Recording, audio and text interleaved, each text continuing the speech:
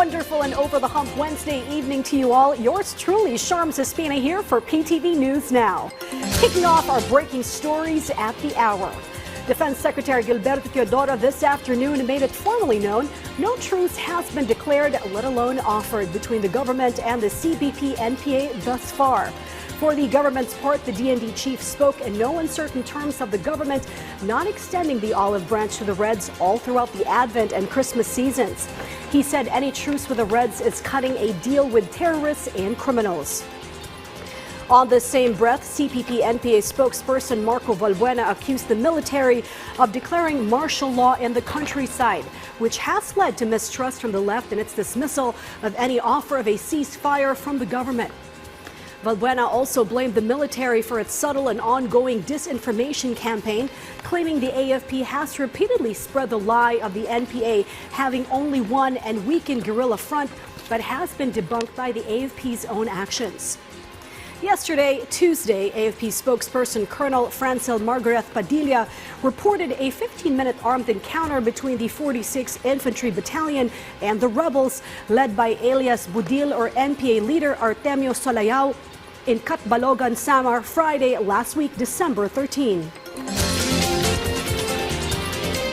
In the meantime, inflation drives voter discontent worldwide to the ballot box and punishes the ruling party for the status quo early 2022, with the COVID-19 pandemic still raging and a global economy shut down. The Russian invasion of Ukraine aggravated an already disrupted supply chain worldwide that triggers skyrocketing inflation everywhere on the planet.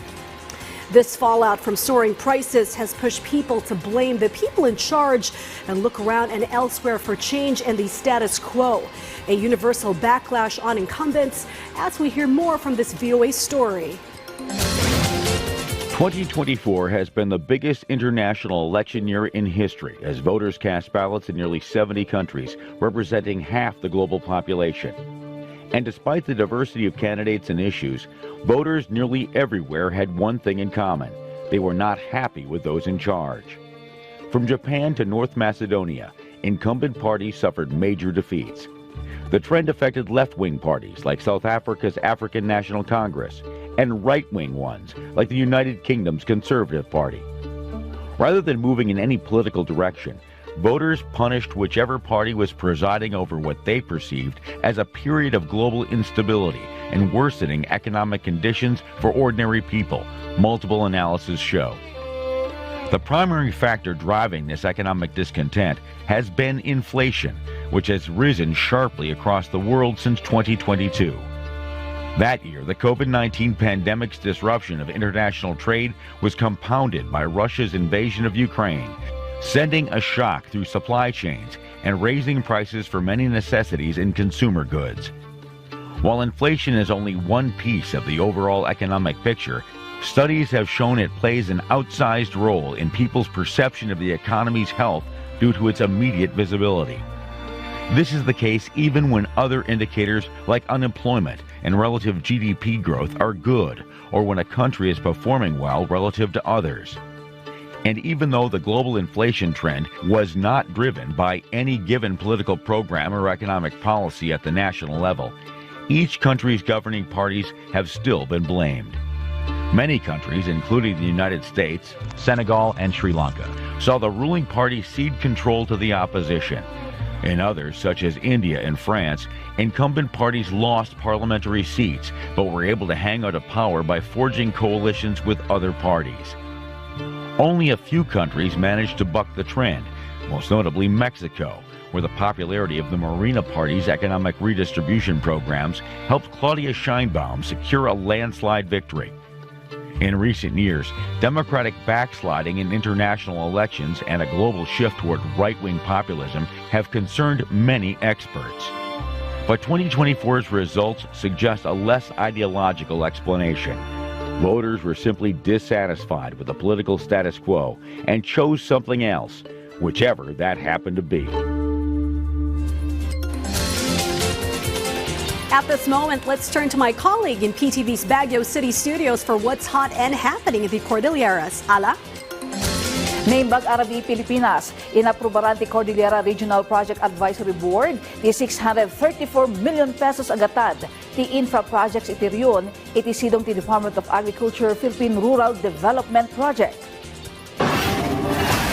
Karaman kadagiti naprubaran a sub-projects ti panakapasaya at ti Kabaluta, Ponghal, Buyabuyan, Farm to Market Road, nga daan iti Rangtay. Konstruksyon ti Lagawi Water System, ijay Lagawi Ifugao. Kan panakapapintas ti Sabangan Communal Irrigation System, ijay Sabangan Mountain Province. Manamnama ang makipaay iti dakkel at tulong dagiti naso proyekto iti ribo-ribo a residente kadati na dumaduma a barangay iti Ifugao ken Mountain Province. Ti RPAB iti GIA PRDP Regional Project Coordination Office para iti panakaadal ken panakaipasigurado ti umno ken epektibo a panakaipatumpal dagiti polisiya ken panakaaramid dagiti nasao a proyekto. Iti sa bali adamag 7% ti ngimatuan ti gross domestic product growth ti Baguio City iti 2023 ken manamnama ang ngimato daytoy ita wenno ngumato daytoy ita atawan. Daytoy timbit na ni Baguio City Mayor Benjamin Magalong. Sigun iti mayor dakkel nang papigsa iti revenue ti syudad ket dagiti kabarbaro ken kanayunan a business permit ani paay kadagiti negosyante. Inna magasot nga entrepreneurs iti syudad ti nainayon ita atawan. Iti datos ti lokal a gobyerno dumanon itan iti 540 million pesos ti revenue nagtaod lang iti business permit. 330 million pesos iti napanlabas atawan. Pamanagnak daytoy a pumimpintas ti ekonomiya iti syudad. Nupay nagsara ti Cannon Road ken ti airport kastamat nga adnaan ti napasaran a road flooding iti panawon ti Bagyo saan daytoy ang nagbalin a laped iti sasaranta ti ekonomiya ti syudad. Agtultuloy met ti sasangbay dagiti bisita iti Baguio City a may sa arason no apay ang nagtalinaed ti nangato a gross domestic product wenno napastrekan ti syudad. Ang GDP growth natin sa national level is at 6 point something, 6.2%. Pero sa region is 7 point something percent. Pero tayo is 9.0%. So we are one of the highest sa buong Pilipinas. So we're in the bracket in 2023 and we're looking at a higher GDP growth for 2024 considering the fact that we have more MSMEs. Dagiti damdamag manikod dito'y PTV Cordillera siya ni Ala Sunduan. Naimbag Arabi. Many thanks, Ala. And with that, we have come to the end of the show. Remember to stay connected by catching the news right here. Same location on your remote and browser only on PTV. Sharms Espina here wishing you all a restful night ahead and thank you for watching PTV News Now.